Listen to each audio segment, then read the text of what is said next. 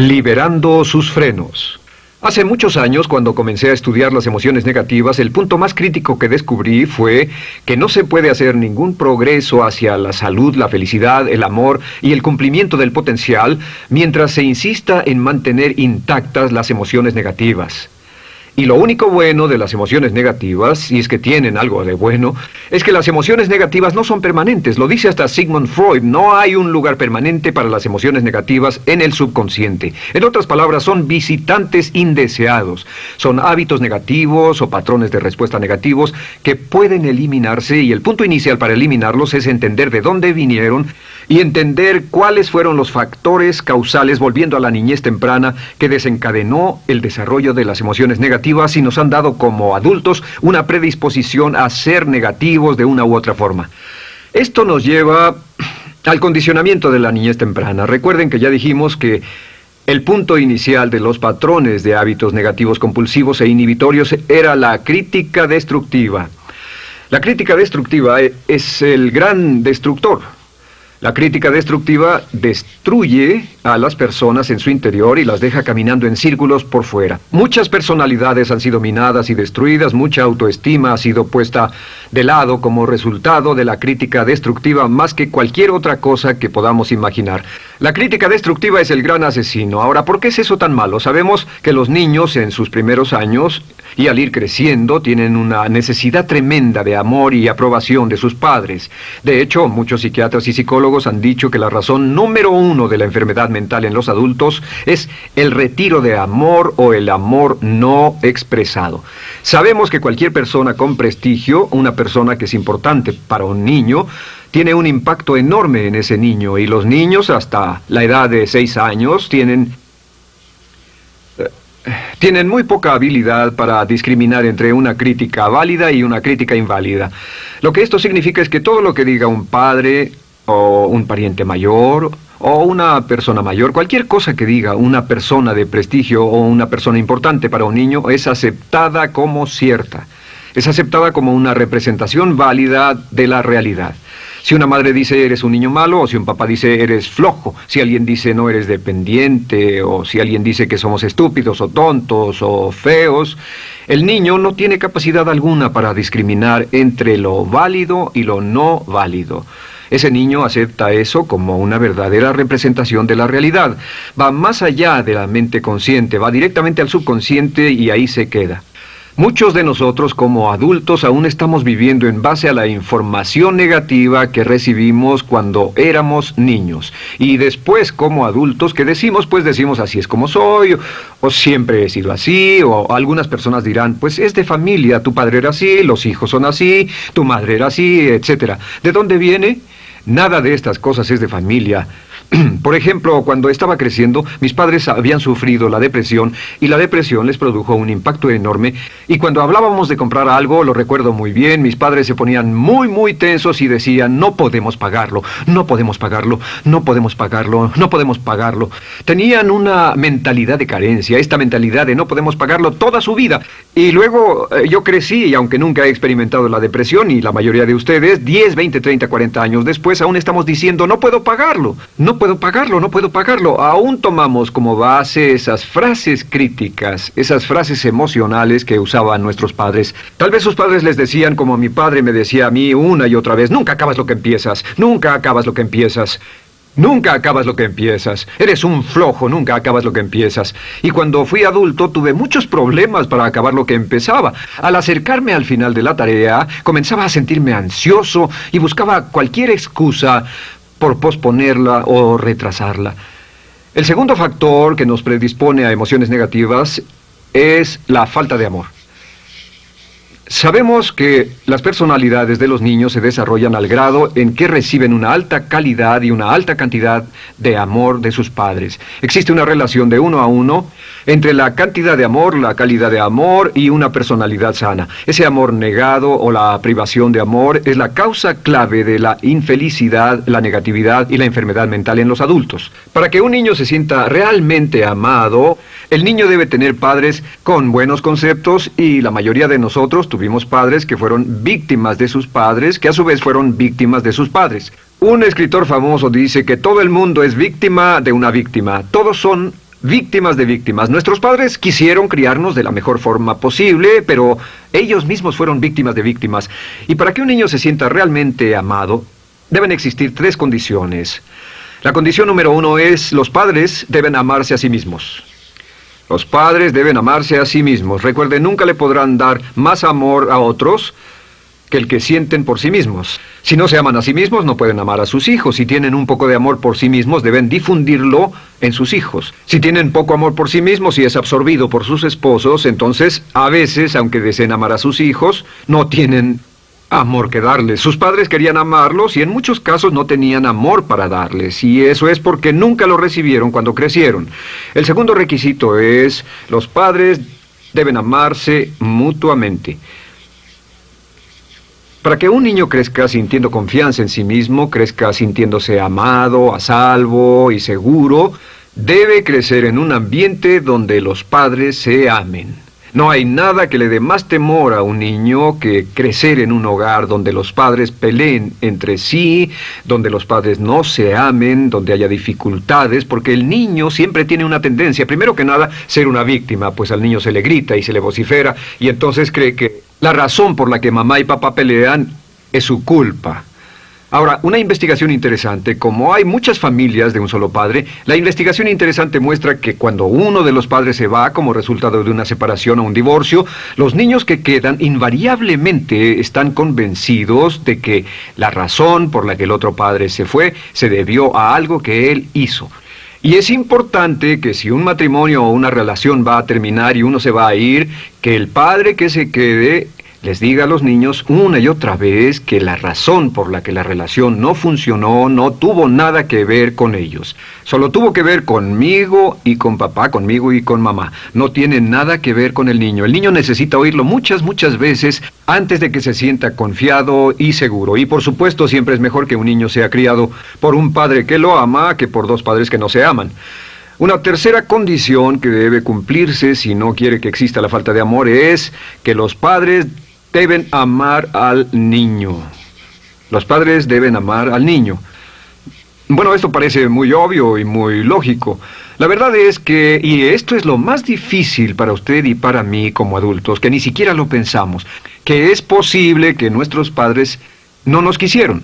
No porque no lo intentaran, querían amarnos y tenían la intención de hacerlo, desde luego, etcétera, etcétera, pero simplemente como tenían conflictos mutuos y problemas sin resolver con sus padres, y sufrieron la guerra y la depresión, tenían que hacer carrera y otras responsabilidades, nunca lo lograron totalmente. ¿Entienden? Esa fue la dificultad. Lo deseaban, pero nunca lo lograron. La única forma en que puede amarse a un niño es pasando una gran cantidad y calidad de tiempo con el niño. Tiempo en gran cantidad y calidad con el niño. 10 minutos al día no bastan. Los niños se consideran valiosos según el grado en que las personas más importantes en su vida pasen tiempo con ellos. Si las personas más importantes en su vida, sus padres, solo pasan poco tiempo con ellos, los niños concluyen que la razón para ello es que tienen muchos defectos, que hay algo esencialmente malo en ellos y que por eso sus padres no pasan más tiempo con ellos. Los niños no piensan con la razón, lo hacen en forma emocional. Solo piensan: mi padre está aquí, me ama, y si no pasa tiempo conmigo, él o ella no me aman. Y si cualquiera de esas 3 condiciones existió o más cuando estaba creciendo, los padres no se amaban a sí mismos, o no se amaban mutuamente, o tal vez no lo amaban porque nunca lo lograron, aunque querían, entonces usted debe haber crecido en conjunción con la crítica destructiva que se llama culpa. ¿Y qué es la culpa? Pues simplemente la culpa es un sentimiento de no valer mucho. ¿De dónde sacamos este sentimiento? Lo obtenemos cuando continuamente gente importante nos critica en nuestra vida y simultáneamente no nos dan el amor que necesitamos. Sentimos que no valemos mucho o que no valemos nada. Y un sentimiento de culpa nos lleva a un sentimiento de falta de mérito, falta de valor y culpa. Y esa culpa, ese sentimiento de falta de mérito, es el mayor problema del siglo XX, la principal fuente de enfermedad mental. Es la fuente principal de los problemas en las relaciones, la fuente principal de enfermedad psicosomática, la fuente principal de la mayoría de los problemas que afectan a nuestra sociedad. Es el profundo sentimiento de culpa y falta de mérito que se expresa o se esconde en los pensamientos o en la actitud: no valgo suficiente, no valgo suficiente. No valgo suficiente. Ya hablamos de la autoestima y de lo importante que es. La autoestima significa me quiero mucho, me quiero mucho, me quiero mucho, me quiero mucho. Las personas que han sido criadas con críticas destructivas durante su vida no solo no se agradan a sí mismas, no sienten que sean lo bastante buenas para nadie, y en muchos casos están llenos de odio por sí mismos. Se odian a sí mismos, se autocondenan o se detestan. Y verán que esto sale en sus conversaciones y sale en sus relaciones con otras personas. Las personas que no se quieren a sí mismas, aunque quieran tener buenas relaciones, simplemente no son capaces de ello. Las personas que piensan que no son buenas para nada siempre lo hacen aflorar, siempre será un problema. Ahora, ¿cuál es la razón principal de la culpa? ¿De dónde viene la culpa? La culpa viene de 3 fuentes negativas: padres negativos, influencias negativas o religión negativa. Una de las 3. Cualquiera de estas 3 usa la culpa. De la culpa se valen y aprovechan, en especial los padres y las organizaciones religiosas, por 2 razones. Una es el castigo. La culpa se usa para castigarnos. Cuando estamos creciendo, el castigar es la forma más fácil de hacer que uno se sienta mal.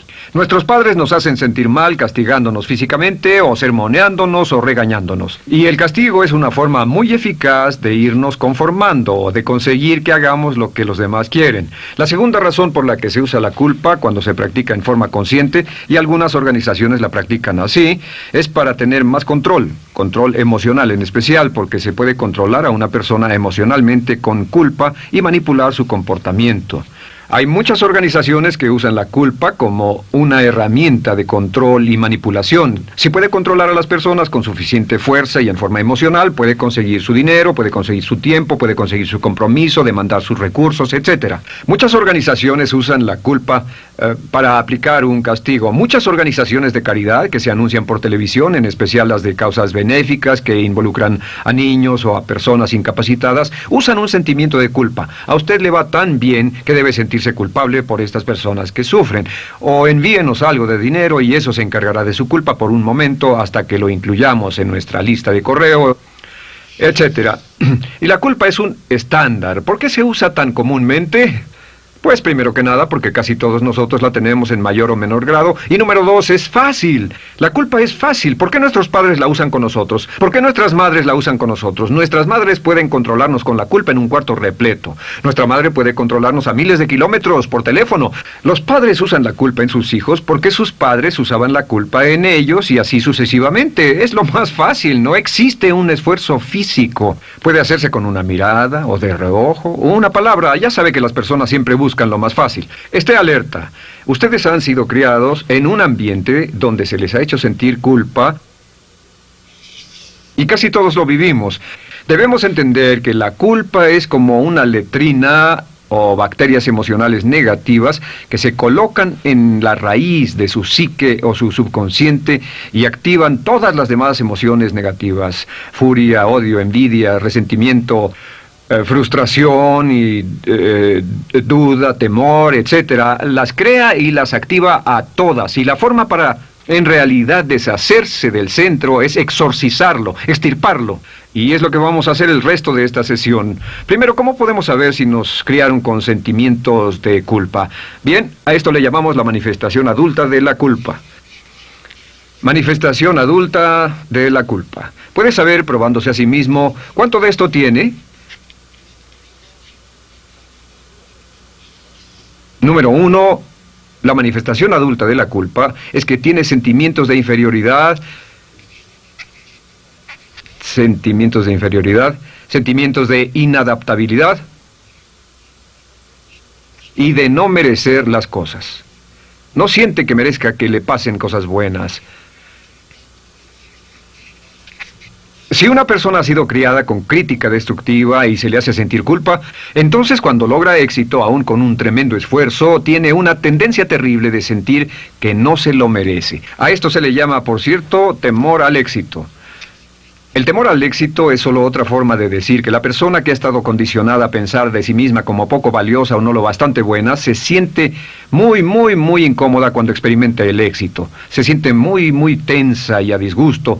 Realmente si sienten demasiada tensión, comienzan a aspirar cocaína, a beber demasiado alcohol, se enredarán en comportamientos autodestructivos, tendrán una sensación tremenda de ansiedad, como si alguien fuera a descubrir algo de ellos. Hay un libro en la librería que dice, si me está yendo tan bien, ¿por qué me siento como un impostor?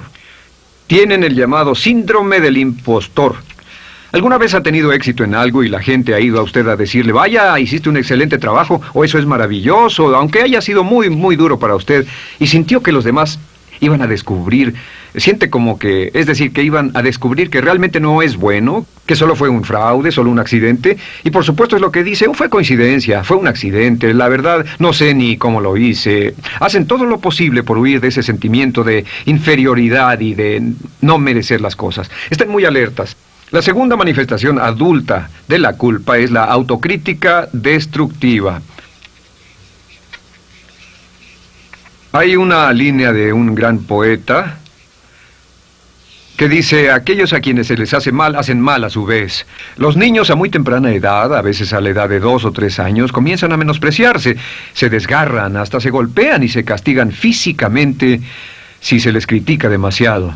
Siempre dicen el equivalente de no valgo suficiente o no soy muy bueno, y se castigan a sí mismos. Y la crítica destructiva es un síntoma real de un sentimiento escondido de culpa e insuficiencia.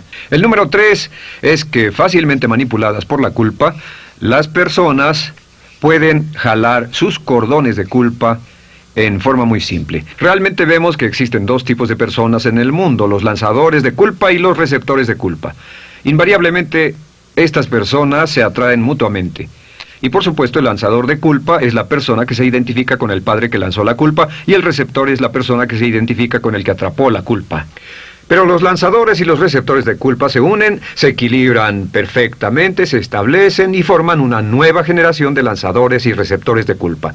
Podemos decir que usted es fácilmente manipulado por la culpa, porque ha estado muy bien condicionado. Su jefe puede tirar de su cordón de culpa, una persona en un autobús puede tirar de su cordón de culpa, una sobrecargo puede tirar de su cordón de culpa. Esté muy alerta a esto.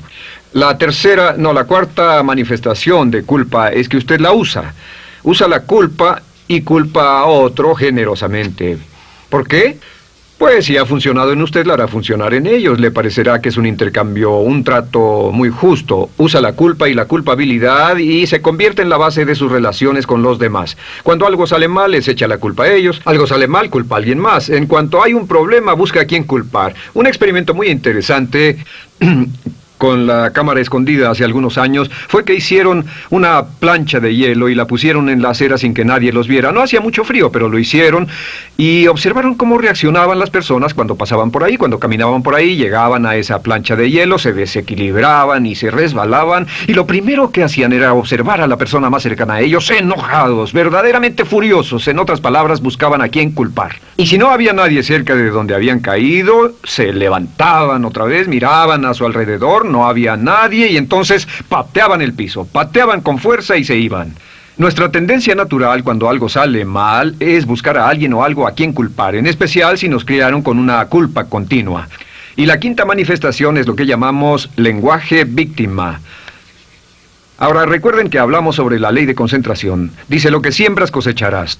También dice, si usas lenguaje de víctima, mantienes viva la culpa, la refuerzas, la edificas, la cultivas, la utilizas. El lenguaje víctima es lenguaje como no puedo, no puedo, no puedo. Cuando dice no puedo, no puedo, no puedo, envía un mensaje a su mente subconsciente y la mente subconsciente comprende que está inhabilitado, que no tiene control, que es una víctima. Y cuando desea poder hacer algo, su mente subconsciente retroalimenta su mensaje y dice no puedes, no puedes. Y lo segundo que dice es tengo que, y otra vez no tengo control, no estoy a cargo. Pero existe otra expresión del lenguaje víctima que debemos evitar, y es esta, trataré. Trataré, sea lo que sea, trataré. ¿Qué significan las palabras trataré? Pues déjenme decirles qué significan. Significan voy a fracasar y lo digo anticipadamente para que no me vengan con represalias. En otras palabras, dice trataré de llegar a tiempo, pero lo que está diciendo es tal vez llegue tarde y no pueden reclamarme porque dije que trataría. Cuando una persona dice trataré, está disculpando su fracaso por anticipado. Si fuera al doctor y el doctor lo examinara, lo auscultara y le dijera, pues está en pésimas condiciones, tendremos que intervenir, debemos llevarlo al hospital ahora mismo, me sorprende que haya llegado aquí. Usted dirá, bueno doctor, espero que haga un buen trabajo. Y él dice, trataré. Si él dice eso, usted seguramente buscará otro médico. O si va a un abogado. Lo culpan de algo y va a un abogado y le presenta su caso y dice, oiga, va a defenderme, y él dice, trataré. ¿Qué está diciendo? Está diciendo, escuche, he estudiado el caso y por lo que veo no hay mucha esperanza, pero lo tomaré de todos modos. Trataré son los que tratan de conseguir que les pague por anticipado. Otro juego de palabras que no debe usar. Por cierto, con respecto a trataré, lo que debe decir es lo haré o no lo haré. No trataré. Si alguna vez en nuestro negocio, tenemos un negocio muy activo, si llamamos a alguien y le pedimos alguna cosa o algún trabajo y dice trataré de conseguirlo para el viernes o trataré de terminarlo a tiempo, al instante sabemos que lo que quiere decir es que quiere sentirse libre, no comprometerse. Así que nunca dejamos que nadie se vaya con un trataré, debe ser hecho o no, y queremos obtener una seguridad. Si hace falta, nosotros lo hacemos. Cuando dicen trataré, lo que están haciendo es que se están lavando las manos. Esté alerta, la otra palabra es desearía. Dicen que un deseo es una esperanza o una meta sin energía detrás. Desearía. ¿Qué significa un deseo? Desearía significa que me gustaría tener algo, pero sé que nunca lo podré tener. Cuando dice desearía bajar de peso, ¿qué significa? Las palabras no dichas son, pero sé que no puedo. ¿Por qué no? Por las excusas que tiene y el metabolismo que tiene y los problemas, etcétera. Siempre hay razones por qué debe salir, etcétera. Desearía dejar de fumar, desearía estar en forma. Desearía, desearía, desearía. Cuando usa la palabra desearía, le muestra al subconsciente que esto es algo que no cree que le sea posible lograr o adquirir. Entonces el subconsciente descarta completamente esto como meta y no le da energía, ni motivación, ni impulso, ni deseo de lograrlo. Así que esté muy alerta al lenguaje víctima. Esté alerta a la expresión sí, pero. O lo haría, sí, pero. Alguien le dice, haga esto, y usted dice, sí, pero. La palabra pero, por cierto, es el gran borrador. Si una persona le dice, podría incrementar sus ingresos o incrementar su rendimiento, ser una persona mejor o más feliz o bajar de peso o lo que sea, no importa. Y usted dice, sí, pero. Lo que está diciendo es que está borrando toda la aseveración que ha dicho antes. Manda un mensaje a su subconsciente que dice, no hay posibilidad. Y no hace esfuerzo, no otorga energía, no ejerce capacidad alguna hacia el logro de esa meta. Y las personas que han sido criadas con culpa tienen 5 cualidades o 5 manifestaciones de adultos. Una es que se sienten inferiores, se sienten inadecuadas, sienten que no merecen que les pasen cosas buenas. Estén muy alertas a eso. El número 2... se autocompadecen continuamente, usan la autocrítica destructiva. El número 3, usan la culpa y la culpabilidad en ellos y en otros. El número 4, son manipuladas por la culpa. Y número 5, usan lenguaje víctima. Así que, ¿cómo nos deshacemos de la culpa? ¿No es sorprendente cómo se aclara esto? Este pizarrón, todo se borra. Tengo una varita mágica cuando me voy a sentar al escritorio. Entonces, ¿cómo nos deshacemos de la culpa? Para deshacerse de la culpa...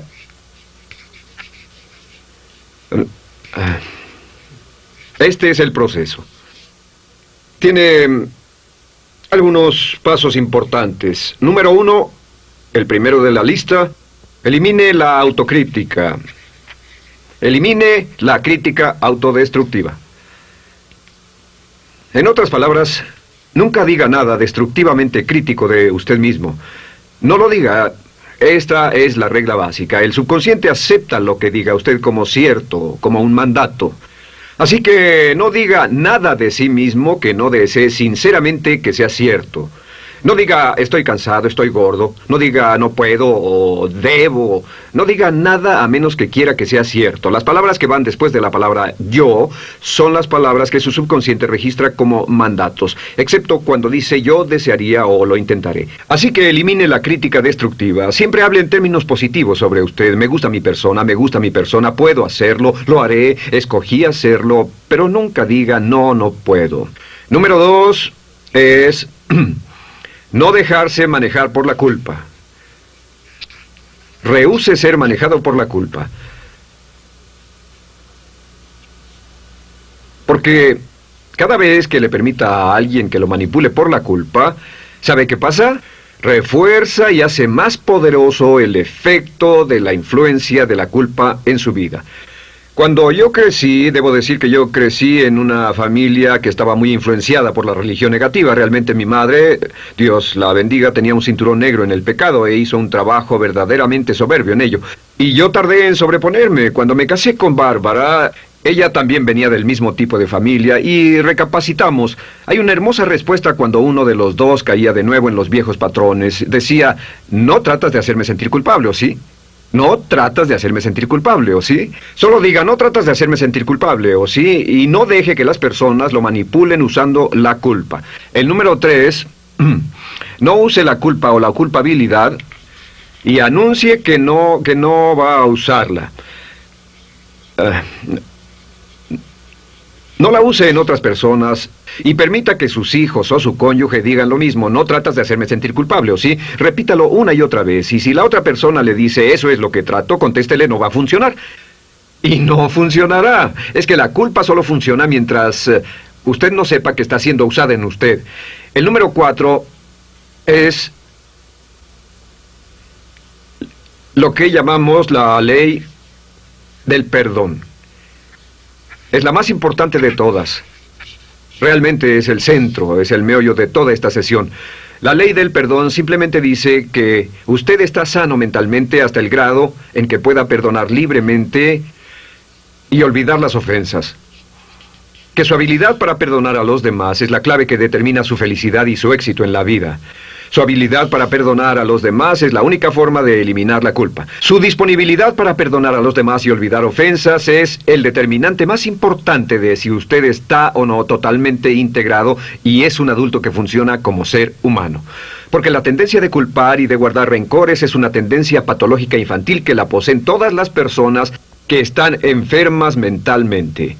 La habilidad para olvidar, para perdonar libremente, es la marca del ser humano realmente iluminado. Ahora, acepte eso como real. Hay 4 personas a las que debe perdonar. Número 1, perdone a sus padres.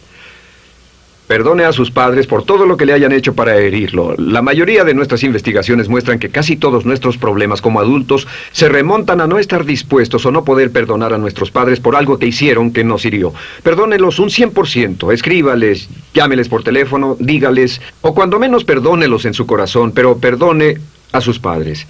Número 2, perdone a los otros. Perdone a todos los demás. Perdone a todos los que lo hayan herido de algún modo, por cualquier cosa, y déjelo así. Ahora, hay muchos que dicen no puedo perdonar a esa persona por lo terrible que me hizo. Pero recuerde esto, el perdón es perfectamente egoísta.